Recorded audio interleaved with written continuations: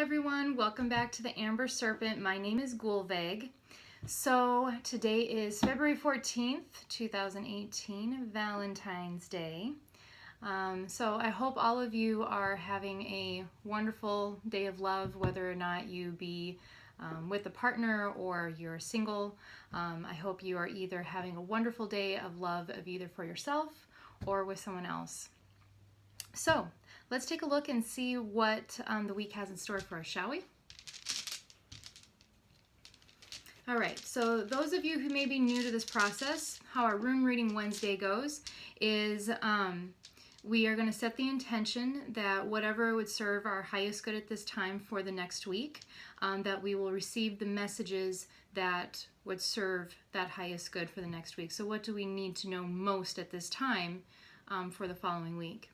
And then I will choose 3 sets of 3 runes, and when I choose them, you will choose which ones intuitively draw your attention the most. So if number 2, for example, feels the strongest, followed by number 1 and number 3, that will help you prioritize which part of the reading is most pertinent to your particular week.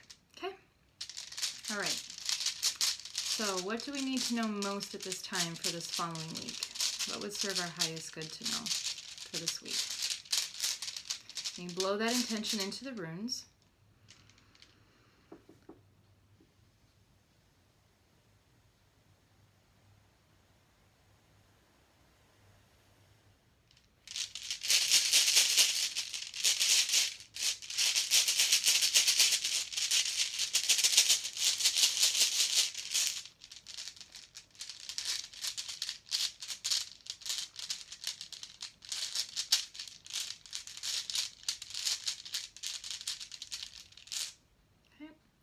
Rune number 1 is actually a twofer.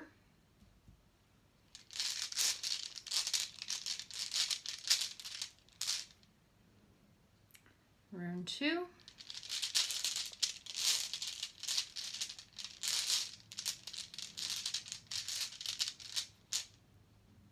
And number 3. All right, so in your mind's eye, just whatever instinctively, don't overanalyze it, whatever ones draw your attention the most. They're all going to speak to each other, but there's going to probably be a certain part of the reading that is going to really be most pertinent to you. Okay, so let's take a look. Runes number 1, Ingwaz and Yura. Ingwaz and Yura. All right, so this one is a very masculine rune. It's the rune of the masculine seed, so to speak. And this one is Yura, so it's associated with harvest, karma, cycles. So whatever, basically what kind of seeds that we plant is what we're going to sow. So you reap what you sow is kind of the overarching theme for this one. All right, let's take a look at number 2, Urus. And number 3, Thurasas. All right, so we have Ingwaz and we have Yura. So this is very interesting that these two are going together because this is the seed rune, right? And it's coming together with the rune of harvest, the rune of cycles, of karma.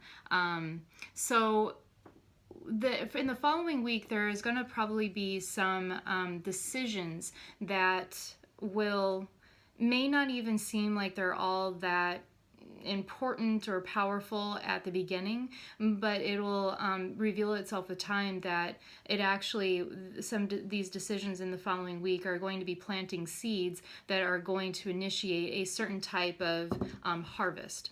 So it's going to be really important at this point in time to be cognizant of our decisions and what kind of seeds are we planting at this time.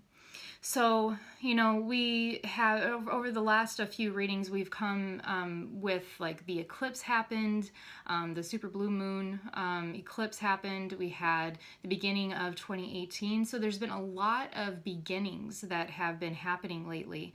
And now, you know, we're in February, this dust has settled a little bit. Even though that eclipse and the energy of it is still really potent, you know, people are busy and we don't typically pay attention as much as we might if we didn't have such busy lives. So the dust has settled a bit. And it becomes really easy to get complacent as to what were our intentions during those times where the potency of new beginnings was so much in our face and so much in our awareness. Keep that awareness. Don't allow ourselves to get complacent, to kind of fall back on our haunches, so to speak, and to just allow momentum to just take its course unconsciously. Right now is a really potent time to make conscious decisions and to continue to either nurture the seeds that we've already planted earlier in the year, or if things have changed, we have an opportunity to plant new seeds. If we decided that whatever it is that we started at the beginning of the year just is not working for us, or our situation has changed, so what we thought we needed and wanted is no longer the case, now is a good time to change course. In relation to that, very interesting enough, we have Urus.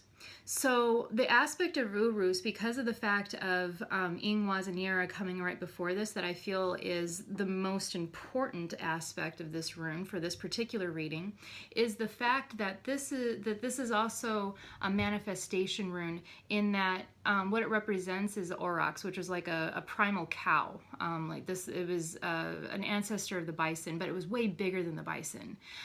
So this was considered to be a very powerful energy, a primal force, and the shape of it is like the hind haunches of the animal, the body, and then the horns pointed down towards the grass, as though the cow is grazing.